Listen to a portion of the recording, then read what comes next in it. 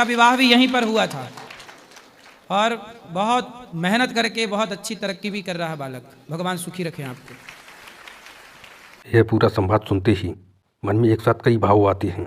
हंसी भी, पीड़ा भी और सोचने की गहरी मजबूरी भी। शुरुआत में जो साधारण सा सवाल है, शादी क्यों नहीं हो रही, वही सवाल धीरे धीरे हमारे समाज की सच्चाई खोल देता है। 30 साल का एक सीधा साधा किसान, 2 एकड़ ज़मीन, माता पिता, बहनें, सब कुछ होते हुए शादी नहीं हो पा रही। और सबसे चौंकाने वाली बात, वजह कोई कुंडली या पैसा नहीं, बल्कि उसकी सीधाई है। आज के समाज में सीधा होना भी एक कमी बना दी गई है। यहाँ गुरुजी के सवाल साधारण नहीं हैं, वो सवाल हैं जो आदमी को खुद से टकराने पर मजबूर करते हैं। शादी क्यों करनी है? ये सवाल सुनने में अटपटा लगता है, लेकिन यही सवाल असल में जीवन का आधार है। सिर्फ समाज के दबाव में या उम्र हो गई है इसलिए शादी, या किसी जिम्मेदारी, किसी उद्देश्य के लिए। जब वो व्यक्ति माँ की तबीयत और बहनों की बात करता है, तब उसकी सादगी दिल छू जाती है। इसके बाद जो हिस्सा आता है वो सिर्फ एक व्यक्ति की बात नहीं, बल्कि पूरे सिस्टम पर करारा तमाचा है। मीडिया पर सवाल, न्यूज़ चैनलों की नीयत पर सवाल, बिना जांच, बिना सच्चाई जाने फांसी, एफआईआर, जेल जैसे शब्द उछाल देना, ये आज की टीआरपी संस्कृति की सच्चाई है। यहाँ नारायण की बात में गुस्सा नहीं, दर्द है। वो कह रहा है, अगर दम है तो आओ, सेवा करके दिखाओ।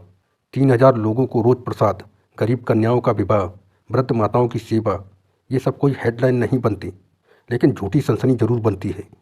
और ये बात बहुत गहरी है कि जो मीडिया दूसरों पर उंगली उठाती है, वो खुद कभी आईने में नहीं देखती। सबसे ज़्यादा चुभने वाली बात जुए की एप्स की है।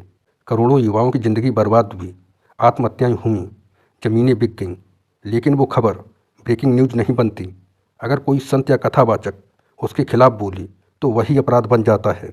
यह रिएक्शन सिर्फ एक व्यक्ति या एक महाराज का बचाव नहीं है, यह उस सोच का विरोध है जो सेवा को शक की नज़र से देखती है और शोर को सच मान लेती है।